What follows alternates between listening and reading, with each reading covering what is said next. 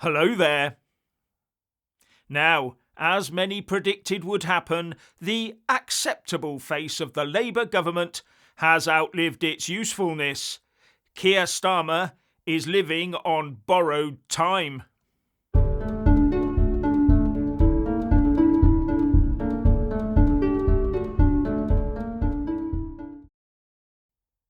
The hard left within the Labour Party has been biding its time to choose the right moment to strike and rid themselves of the non-wealth redistributing Keir Starmer. And Keir Starmer's upcoming vote next week on cuts to welfare spending may well be that moment.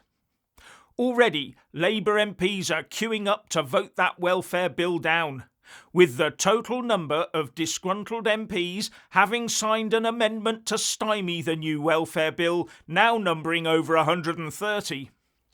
And Labour whips have been scurrying about the place telling their MPs that losing this vote could end up with a general election being called. But from what I've seen, they ain't buying that particular scare story. In fact, it appears that many would much rather see Keir Starmer defenestrated in favour of someone from the far left of the party. Someone who will seriously set about the task of redistributing wealth from the rich onto the poor and the welfare dependent. After all, as far as the hard left is concerned, all the wealth in the UK is theirs to do with as they please. Mainly for upping public sector pay and pensions and increasing the size of the already bloated government departments. And one of their favoured tax instruments for achieving this will be the imposition of a wealth tax. And upping any other tax they like once they've replaced Rachel Reeves too. At the end of the day, Keir Starmer was only allowed to become the Labour Party leader because the hard left learned that the British don't do communism when they tried to foist that old woke lefty Jeremy Corbyn on us, but failed. So for the last election they ensured they had an acceptable face of the left who appeared moderate and therefore electable. But although Starmer hid his actual hard left leanings from much of the electorate, he has turned out to be a wet lettuce as far as the real extreme left in his party is concerned. And one Labour MP told the FT that, "I would be happy to see a leadership contest. I think perhaps it's time for change."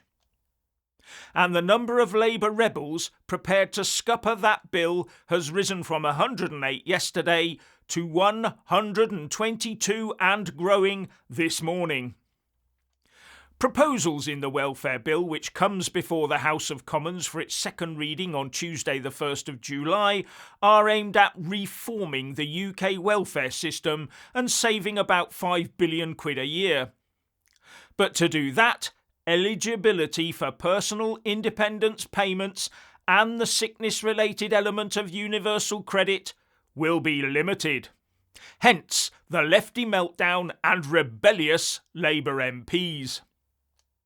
Now a quick interjection. Please like, subscribe and comment below and become a channel member to get extra content like this for less than the price of a pint in a London pub per month by clicking on the join button or following the link in the descriptions box below on a laptop or desktop computer. Now, Keir Starmer will be well aware of the danger to his position, but he says he will be pressing ahead with the bill and won't be making this vote a confidence issue. He probably believes his working majority of 165 will be enough to neutralise those 122 or so rebellious MPs in his own party. It's not a confidence vote, the Prime Minister told Sky News. It's a vote about reforming our welfare system. It isn't working. It doesn't help people into work. Quite the contrary, it actually makes it harder for people to go into work. I think most colleagues do accept the case for reform. We've got to get on and make that reform. I'm not sure the hard left are in the mood for getting people who receive free money back into work. Much better to fleece the wealthy. Then maybe we could have more people not working and getting a permanent living off the state. Anything to bring the capitalist state down and ensure the government doles out all the money as it sees fit to the people it deems worthy. And that does not include the private sector or what they see as capitalist leeches, of course. Now, if Starmer loses the vote on that welfare bill, it might be highly embarrassing, but as far as I know, he wouldn't have to resign or anything like that. But sniffing blood, the leader of the opposition might bring forward a vote of confidence in the hope of unseating Starmer with the help of Labour rebels. But what if Keir Starmer just announced that he had listened to the concerns of MPs and was not going to cut welfare, but that what he would have to now consider, because of this, is higher taxes and a wealth tax? Then there'd be no chance of him losing any vote of confidence. Now that's a possibility, but I think if he did do that, he'd run out of other people's money to spend well before a 2029 election. Not that the hard left in his party care about that. National bankruptcy to turn the UK into a sort of NHS, British Leyland, British Rail partnership would suit their plans rather well. Not sure the rest of us would like the daily visits to the soup kitchens, though. Now, if Starmer lost the welfare bill vote, he could conceivably resign over it. Not very likely, of course, but he might. And if he did, we'd either end up with a Labour leadership election for someone from the hard left of the party to replace him, or he could go to the palace and ask King Charles for a dissolution of Parliament and a general election. As the Institute for Government says, the ability to request a dissolution of Parliament and call a general election lies with the Prime Minister. This means that a Prime Minister can effectively announce an election at a time of their choosing. Just like Rishi Sunak did last May, out of the blue, remember.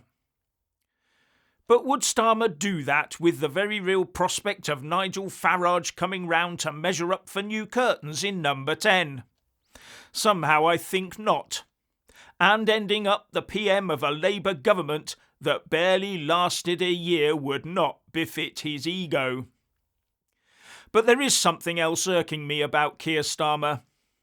What's happening about the 4 arrests that were made regarding the arson attacks on property associated with the Prime Minister? That story has gone very, very cold, hasn't it? Is it being stifled for some reason or another? And on that note, please like, subscribe and comment below, and a big shout out to our channel members and Patreon supporters, and thank you for watching.